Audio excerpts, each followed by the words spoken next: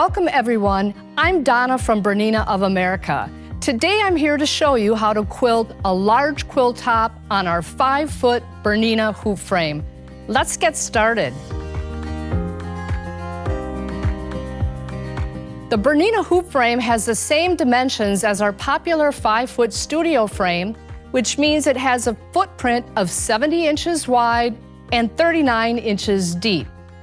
When choosing a place for your hoop frame, it's really important to make sure that you can get around to all of the sides so you can re-hoop your quilt.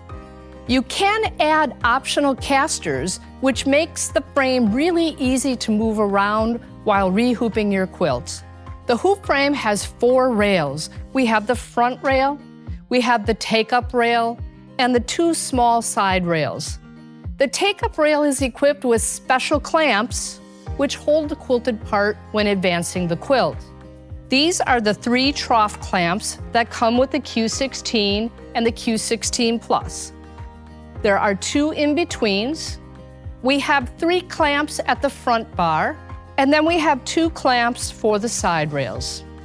When using your domestic machine, you will use 3 bungee straps to hold your quilt on the take-up rail as you advance your quilt. The 3 take-up rail clamps are different when you're using the Bernina hoop frame with your domestic machine. The other clamps for the front and the side rails are identical. When quilting with the Q16 Plus, you will be using the Q-Series frame carriage and front handles. When using whichever domestic machine you happen to own, you will be using this special carriage with integrated handles. The machine is secured onto the carriage with adjustable sliding clips which easily secure any domestic sewing machine. Now let me show you some special features of the Bernina hoop frame. All of the rails are star-shaped to offer the best gripping possibility when hooping your quilts. The take-up rail can easily be removed, which is really important when you want to take your domestic machine off of the hoop frame and back to some regular sewing. The front rail has a special ratchet system which allows you to make easy adjustments when tensioning your quilt top. Would you like to quilt while sitting down? Not a problem, as the hoop frame can be lowered to a height of 30 inches, making it suitable for quilting while sitting right in front of the frame.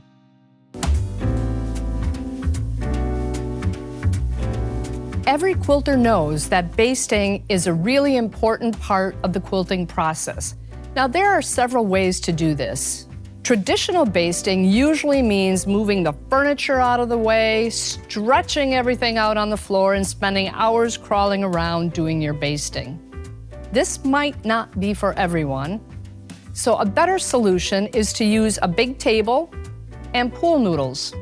You will need 3 pool noodles, 1 for the backing, 1 for your batting, and 1 for the quilt top.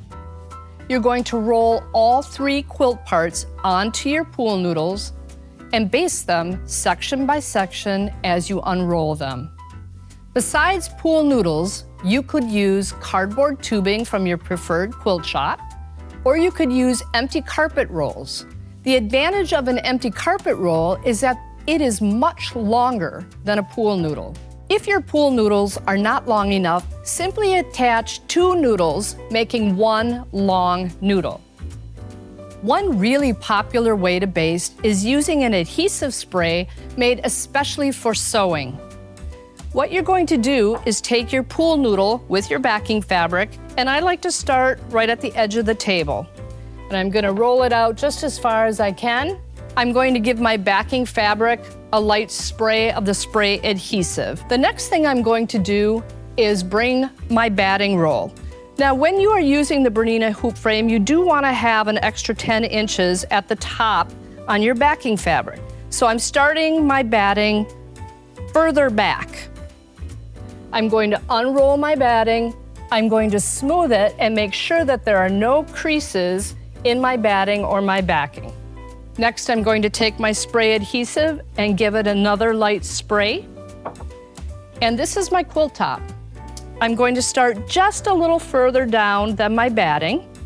Remember, I need that 10 inches at the top, and I'm going to center it. I'm going to unroll my top, and again, I'm smoothing everything to make sure that there are no puckers. Once I'm happy with these results, I'm going to simply slide everything forward off the table and continue to unroll and spray baste each layer as I go until I complete the quilt top. The most traditional way to baste a quilt is to use a needle and thread. Usually we start in the middle of the quilt and work outwards.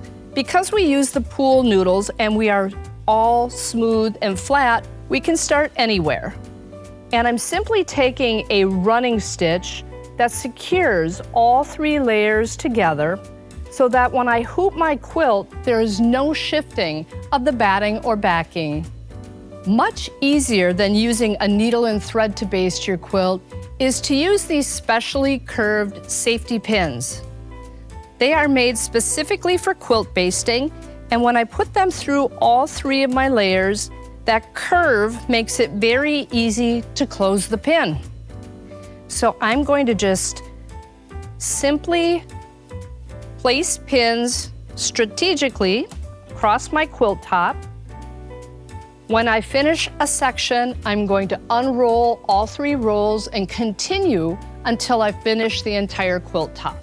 Alternatively, they make a really handy basting gun. And what this does is actually put a little tag between all 3 layers of your quilt. So you insert the gun into your 3 layers, pull the handle, and when you do, a little tack is left in your quilt top. This makes really speedy work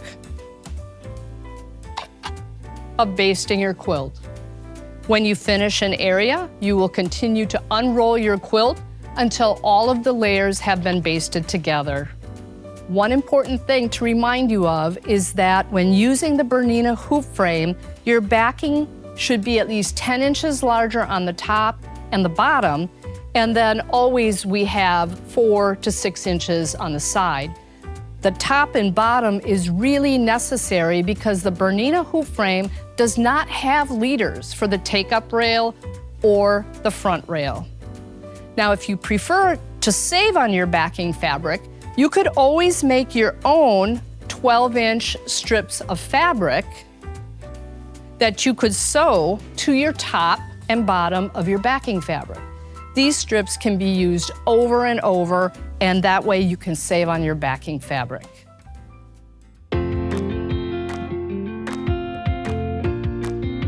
The difference between the Q16 and the Q16 Plus is that the Q16 Plus has a rear interface for pantograph quilting and automation. Today, I'll be quilting with the Q16 Plus.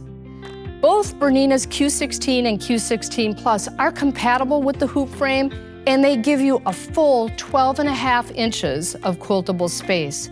There's no machine that can quilt more space than the Q16 and the Q16 Plus on the Bernina hoop frame. To mount the quilt for the first hooping, you will move your machine to the upper left-hand corner of your frame. So you can see I'm all the way to the upper left-hand corner.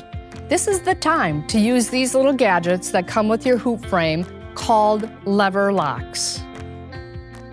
Lock your machine into place by using the X lever lock at the back of the carriage, placing it under the wheels and pushing it down to the frame. The Y lever lock goes under the carriage wheels, and likewise, you just push it down to the carriage. The lever locks are easy to use. Just push the lever locks in slightly under the wheel and push them down. This lifts the wheels just enough to prevent the machine from moving.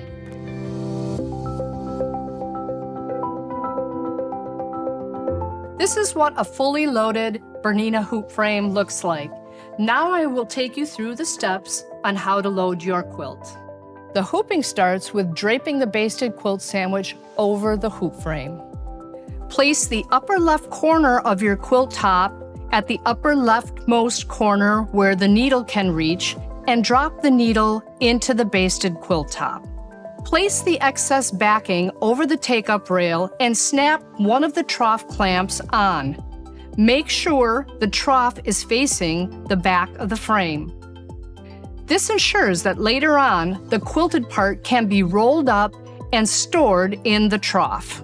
Once that's done, you can straighten the quilt sandwich on the frame to the best of your ability.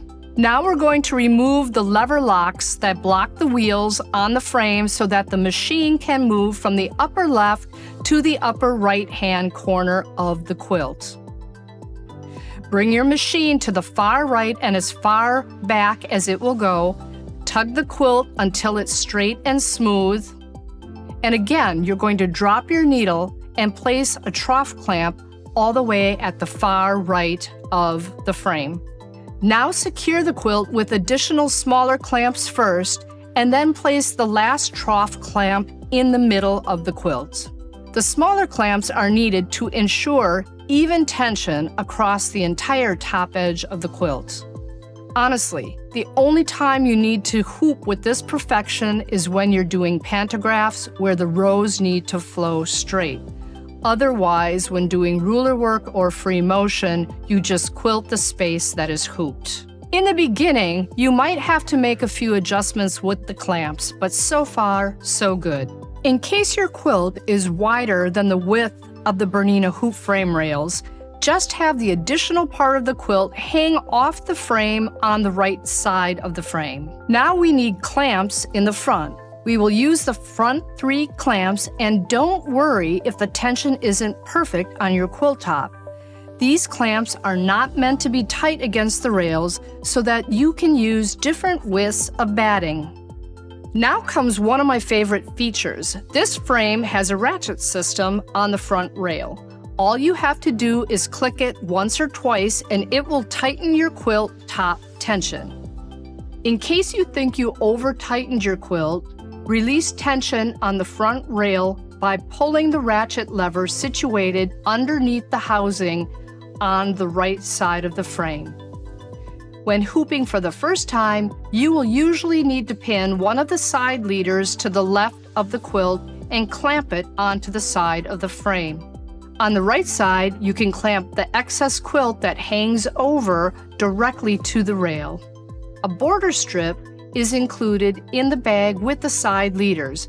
Let me show you how this works. The width of the hoop frame is set at a distance that you can comfortably attach the optional ruler base. The ruler base, as you can see, is attached and it does not interfere with any of my quiltable space. This leads to some space at the front where your machine cannot actually reach. The border strip, placed on the top of your quilt just at the edge where the machine reaches, will tell you how far forward you can quilt. This also applies when quilting with your domestic sewing machine, even more so as the throat space of your domestic machine will be much smaller than the Q16 or the Q16 Plus.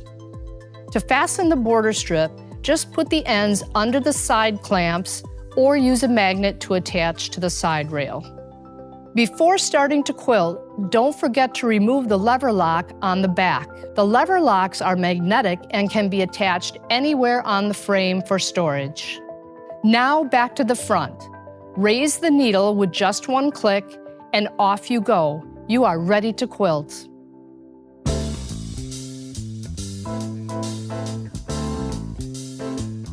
Once you have filled the quiltable space from your first hooping, it's time to move the quilt and re-hoop so we can finish the first row.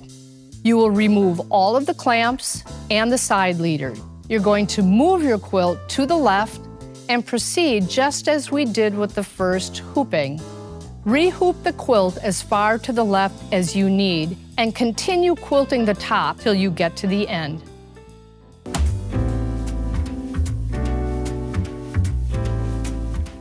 Once you have finished the top row of your quilt, it's now time to advance. You're going to remove all clamps and side leaders.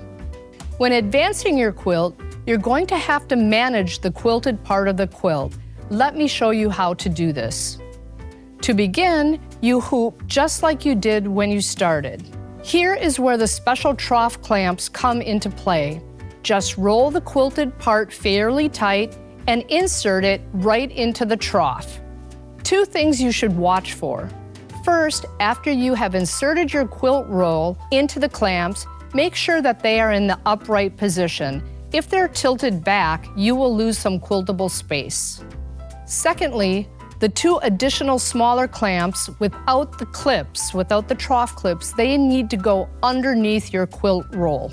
Otherwise, it is just the same procedure as before, with the exception that you might not need to use the side leaders. You can, however, clamp the sides of your quilt directly to the side rails. The procedure with quilting with your domestic sewing machine is exactly the same, with one really big exception. You have a much smaller quilting space to work in. When setting up your hoop frame, you will need to attach the 3 bungee straps, sliding the looped end onto the rail. To do so, you will have to remove the take-up rail and slide the loop onto the rail with the clamp ridge facing up. To get the correct direction, just watch that the bungee strap does not twist when you install it. You will remove all of the clamps and the side leader. When working on a domestic machine and after you finish a row of quilting and have rehooped your quilt, you will need to tightly roll the quilted portion of your quilt and fasten that roll with the bungee strap, inserting the hook into the groove of the domestic hoop frame clamp. Again, watch that your quilt roll is placed directly on top of the clamp. Otherwise, you might lose some quiltable space. Proceed with quilting just as you did before. If you've always wanted to get into long arm quilting, the Bernina hoop frame is going to help you finish all of your quilts. Happy quilting, everyone!